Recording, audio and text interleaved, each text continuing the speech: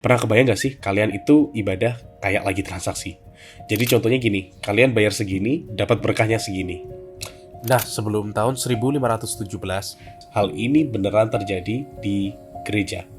Dan satu orang akhirnya mutusin untuk bilang, this is enough. Jadi dulu itu orang diajarin kalau mau dosanya dihapus harus beli surat sakti yang namanya indulgensi. Intinya makin kayak kamu, makin gampang buat kamu masuk surga.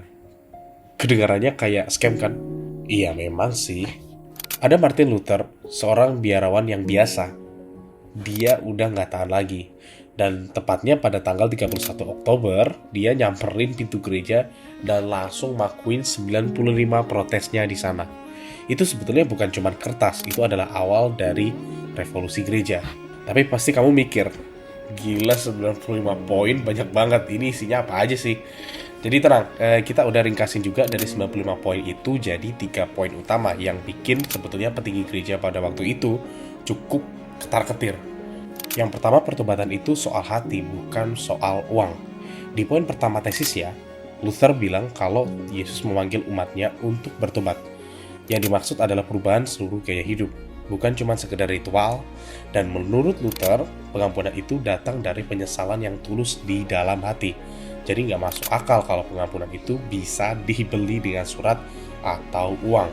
Yang kedua, batasan kuasa manusia. Ini berbicara tentang paus. Luther menjelaskan bahwa paus atau pemimpin gereja memang punya wewenang, tapi ada batasnya. Pemimpin gereja bisa menghapus hukuman yang dibuat oleh aturan gereja itu sendiri, tapi mereka nggak punya kuasa untuk menghapus dosa atau hukuman di hadapan Tuhan. Bagian itu adalah hak prerogatif Tuhan sendiri. Kemudian yang ketiga ini cukup parah sih. Ini kritik etika pembangunan gereja. Ini adalah bagian yang paling jujur sebetulnya. Luther mempertanyakan kenapa pembangunan gereja Basilika Santo Petrus di Roma ini harus dibiayai oleh uang orang-orang kecil, yang bahkan untuk makan saja mereka pun susah. Dia menulis kenapa paus yang kekayaannya saat itu luar biasa tidak membangun gereja dengan uangnya sendiri saja, daripada menggunakan uang dari umat yang miskin. Jadi, 95 tesis ini bukan ajakan untuk membenci agama, tapi sebuah ajakan untuk berbenah.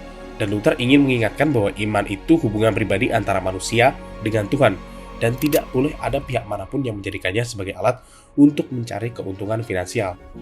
Jadi, aku mau dengar pendapat kalian. Kebayang gak sih kalau misalnya nih, reformasi itu nggak pernah terjadi? Kira-kira bakal kayak gimana ya rupa iman kita hari ini? Tulis ya di kolom komentar, gue bakal baca dan kita bakal diskusi di sana. Kalau kamu ngerasa bahasan kayak gini ada gunanya, ya boleh lah ya di-share ke teman-teman kamu yang mungkin lagi butuh denger ini.